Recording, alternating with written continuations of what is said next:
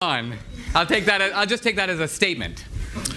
Good evening, Mr. D'Souza. My name is Tommy Raskin. I'm a freshman here. I'm in the Amherst Political Union. It's one of the groups that put on this event. We want to thank you again for coming out. After World War II, the white middle class soared to prosperity as a result of bills like the GI Bill. And African Americans who were coming home from war didn't get those benefits simply because they were African American. The U.S. Department of Veteran Affairs denied African Americans access to those benefits simply because of their race. And you are correct in saying that no one today dealt with that particular issue. With that being said, however, there was wealth amassed as a result of those programs that still exists today. And when I think of your example about an individual who works as a janitor and sees people dining in a beautiful cafe walking home from work, I want to ask you, do you think any of that indignation, given certain circumstances, might actually be justified simply because there have been systematic blocks in people's way throughout American history, not ending with slavery, not ending with the Jim Crow laws, not ending, some would say even today, we still have housing discrimination, all of which is to say, you found that during the Cold War era, there was a massive boom in the white middle class's prosperity, and you just didn't have that among African Americans, not because they weren't meritorious, but because they were discriminated against. That's my first question. If you don't mind, I just want to ask you one more about the enemy from within. If you look at pages 48 and 49 of the 9/11 Commission report, you find that the reasons as to why there's this torrent of anti-Americanism in the Islamic world has absolutely nothing to do with homosexuality. It's because the U.S. has been over there in Saudi Arabia with U.S. bases in the Arabian Peninsula after the first Gulf War. We instituted sanctions against the Iraqi people, which led to the deaths of thousands upon thousands of people before the U.S. invasion of Iraq. People over there are mad that we've supported despots all throughout the Middle East, like our support for Hosni Mubarak in Egypt. Don't you think that might be a more compelling explanation as to why there's this torrent of anti-Americanism in so many parts of the Middle East? Thank you. Amen. All right. Hallelujah. Well, first of all, Iraq, I thought, had nothing to do with 9/11. When Bush invaded Iraq, there was a chorus that said, the Iraqis have nothing to do with 9/11. Why are you invading Iraq? But now apparently I hear from you that the long effect of sanctions from the first Gulf War was in fact creating Islamic militancy in Iraq. Actually, I think you're wrong about that. I agree with the view that Iraq had nothing to do with 9/11. So here's what I'm getting at. I don't really want to, I've read the 9/11 report cover to cover, including pages 48 and 49. Bin Laden himself issued an open letter to America dated 2002. You might discover the motives of Bin Laden a little better from reading Bin Laden than from reading the 9/11 report. Right after the 9/11, Bush called the terrorists cowards. There might have been a lot of things, but they weren't that. Very often, if you want to understand people from another culture, listen to them. Don't just listen to your own prejudices. So I agree, it may be discomforting for you to think that the radical Muslims are upset not merely at American soldiers in Saudi Arabia, but also about the massive spread of American popular culture into the rest of the world. Right now there is a powerful idea going across Asia, Africa, and South America which says modernization, yes, Westernization, no. This is not Muslims. These are Hindus and Confucians, and these are all kinds of people who say we want modernity, we want technology, we want cell phones, we want iPads, but there's a lot of things about Western culture we do not like. When the Sochi Olympics were happening recently, there was a quotation attributed to Putin where he said, gays are welcome, but leave our children untouched. I mention this only to suggest that this is a widespread attitude in non-Western cultures. You may not like it, but part of education is being willing to listen to things that you don't like and trying to figure out what you do about them. So the worst kind of ethnocentrism is to project your own fantasies about other cultures onto them. So you don't want America to invade Iraq? Don't pretend that's what upsets the Muslims. That's what upsets you. So protest all you want. You don't like the World Trade meetings? Go protest against them. But you won't see a lot of Indians and Chinese protesting over there, except maybe Arundhati Roy. But the truth of the matter is most Indians and Chinese like foreign companies and stand in long lines when Nike and Oracle hire. And the people from the Indian Institutes of Technology run to those companies to give them their resumes. So again, the prejudices of leftist Americans don't always correspond with the welfare of third world peoples. And that applies to Muslims as well. Now let me answer your other question, which was, remind me. Yeah, well, the first question. Yeah, the first question. And I just want to say in response to the second one, I wasn't commenting about globalization from a corporate standpoint. I was talking very specifically about militaristic endeavors. With respect to the first, I was saying that after World War II, there were benefits available to white veterans that were not available to... Okay. You're talking about the present effects of past advantage, right? Correct. Okay. So let me ask, you know, we're in a very smart college. It's worth pursuing a discussion on these points. So there are Americans whose present benefits are due to past advantage. By the way, this past advantage, which is often assumed to continue with the white man, actually goes all the way back to the beginning. The American Indians who were here first, right, had a huge advantage. We presume that they owned the whole country.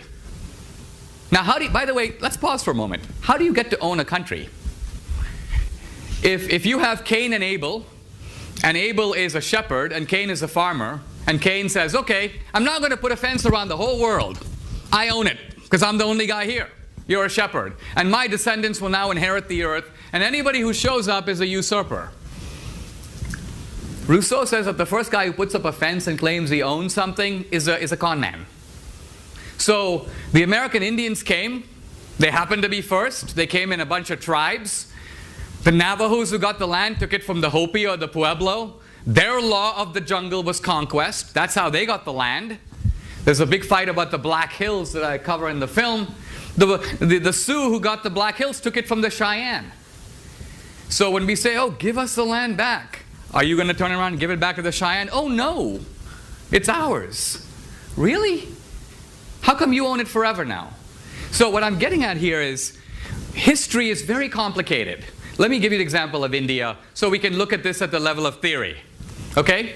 India was invaded by the British, and earlier by the Afghans and the Persians and the Mongols. So you have all these successive invasions, right? Are you actually saying that you believe in a rule of social justice today that says globally, let's look at this as a global rule of justice. I'm going to figure out whose ancestors did what to whom, and I'm going to return goods that were illicitly taken from the beginning to the people who had it originally. Do you believe that that's a viable way to organize our society? Do you believe, if I can ask you a direct question, that you are the beneficiary of white privilege here at Amherst? Yes or no? Well, yeah, and pause. Okay. If you are,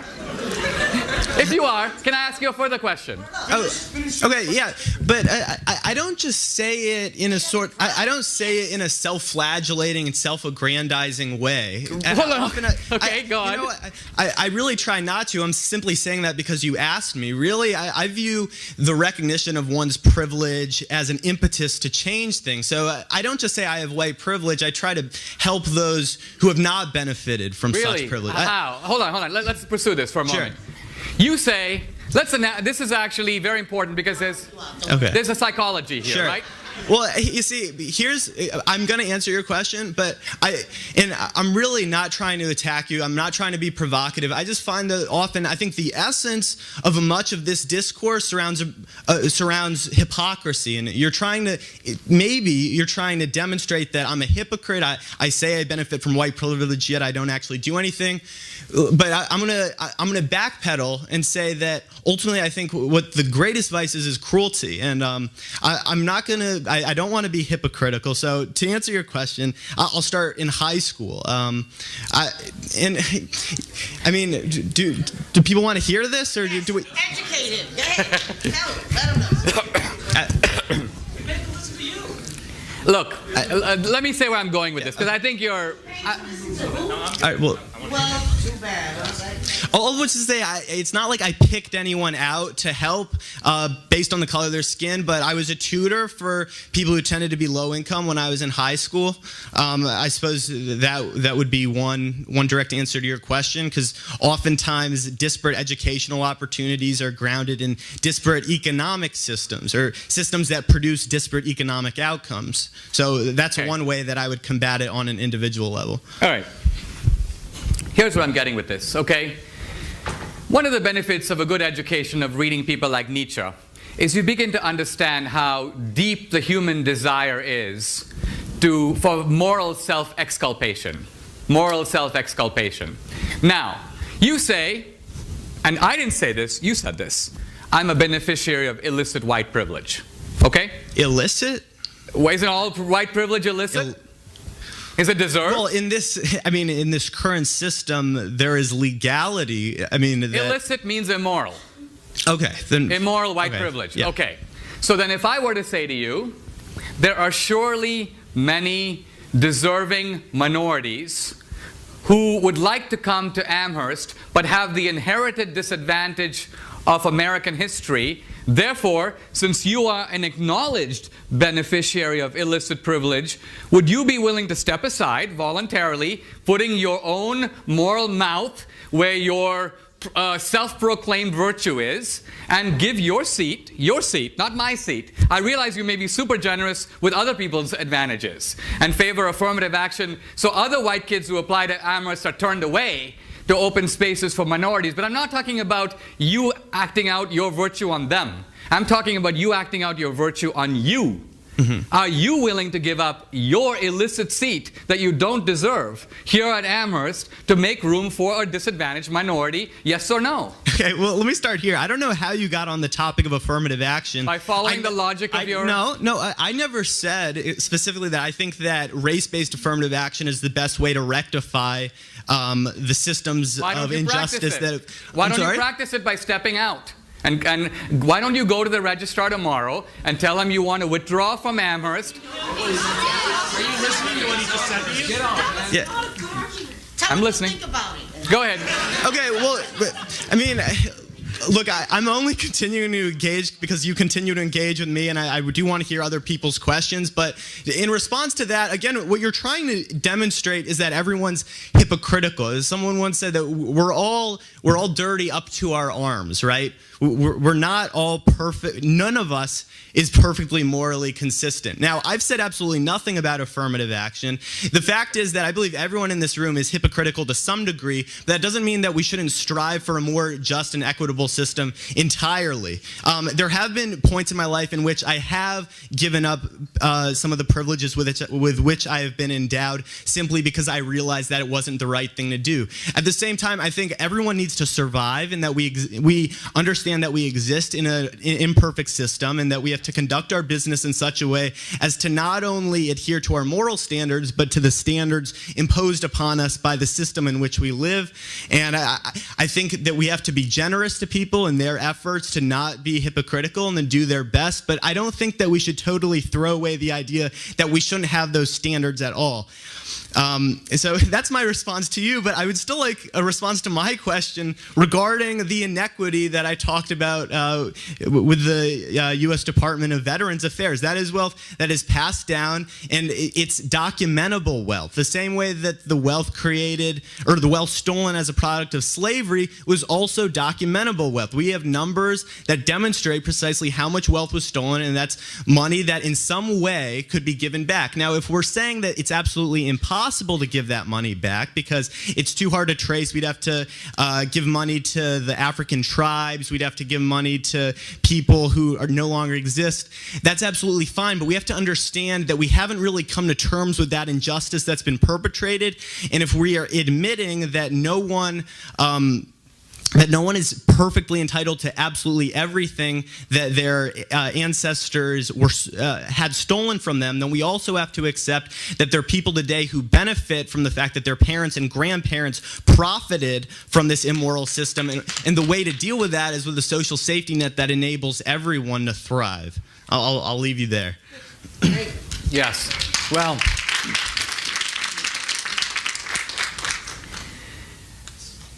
the core of the American system, this will actually answers your question directly, is that what do we do about the conquest ethic of the past?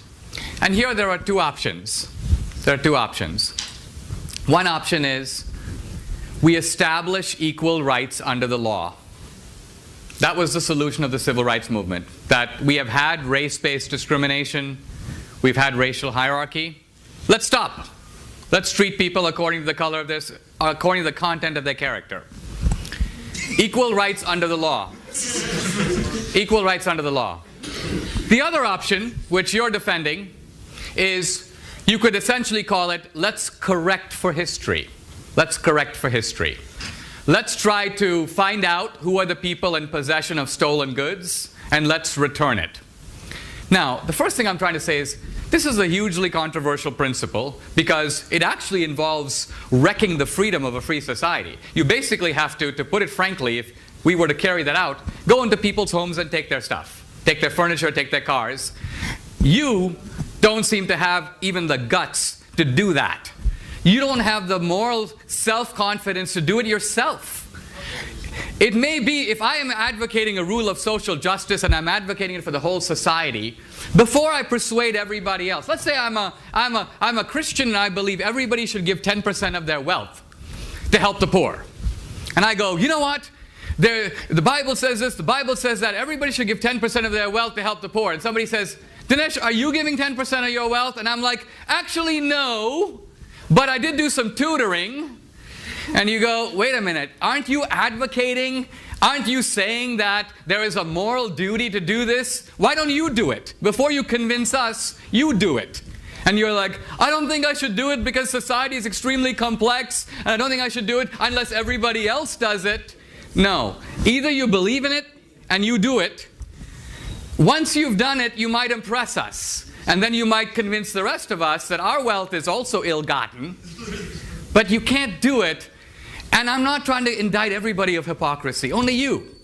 Because you're the one who said, I'm the beneficiary of illicit privilege. So you're a really good starting point, because I'm asking, if you're in possession of stolen goods, why aren't you willing to return them? So that's why fundamentally I see your charity. You know, during the Civil War, there was a guy who goes, I'm very happy to give, I've given 3 cousins to the war and I'm ready to sacrifice my wife's brother. That's basically your ethics. You're willing to have social justice if other people pay, but you're not willing to pay. So that's the problem. And that's the problem with the progressivism that marches behind social justice while protecting its own privileges. You know how you said, we all have to survive. Really? You have to be at Amherst to survive? You don't have to be at Amherst to survive. You have to be at Amherst to benefit. You have to be at Amherst because you're getting opportunities at this college that many other people are not getting. So if you say you believe in equal opportunity, you're a hypocrite. Because you are taking advantage of opportunities unavailable to others. But for you, this hypocrisy is fully justified because you are militating on behalf of the poor. But if you are against privilege, this college is privilege. So there's a glaring hypocrisy, and you will never turn your moral mirror on yourself to say, what am I doing about it? That's my point. For you, society should act before you do, to enforce your moral code. Let's take a couple more questions. Because of their race. And you are correct in saying that no one today dealt with that particular issue. With that being said, however, there was wealth amassed as a result of those programs that still exists today. And when I think of your example about an individual who works as a janitor and sees people dining in a beautiful cafe walking home from work, I want to ask you, do you think any of that indignation, given certain circumstances, might actually be justified simply because there have been systematic blocks in people's way throughout American history, not ending this torrent of anti-Americanism in so many parts of the Middle East? Thank you. Amen. All right. Hallelujah. Well, first of all, Iraq, I thought, had nothing to do with 9/11. When Bush invaded Iraq, there was a chorus that said, the Iraqis have nothing to do with 9/11. Why are you invading Iraq? But now apparently I hear from you that the long effect of sanctions from the first Gulf War was in fact creating Islamic militancy in Iraq. Actually, why there's this torrent of anti-Americanism in the Islamic world has absolutely nothing to do with homosexuality. It's because the U.S. has been over there in Saudi Arabia with U.S. bases in the Arabian Peninsula after the first Gulf War. We instituted sanctions against the Iraqi people, which led to the deaths of thousands upon thousands of people before the U.S. invasion of Iraq. People over there are mad that we've supported despots all throughout the Middle East, like our support for Hosni Mubarak in Egypt. Don't you think that that might be a more compelling explanation as to why there's... I'll just take that as a statement. Good evening, Mr. D'Souza. My name is Tommy Raskin. I'm a freshman here. I'm in the Amherst Political Union. It's one of the groups that put on this event. We want to thank you again for coming out. After World War II, the white middle class soared to prosperity as a result of bills like the GI Bill.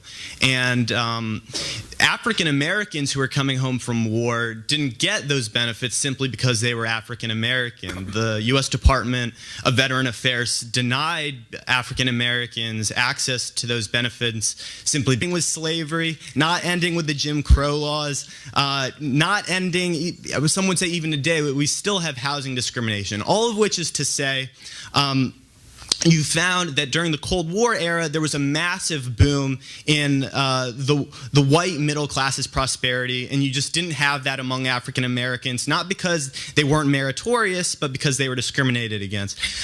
That's my first question. If you don't mind, I just want to ask you one more about the enemy from within. If you look at pages 48 and 49 of the 9/11 Commission report, you find that the reasons as to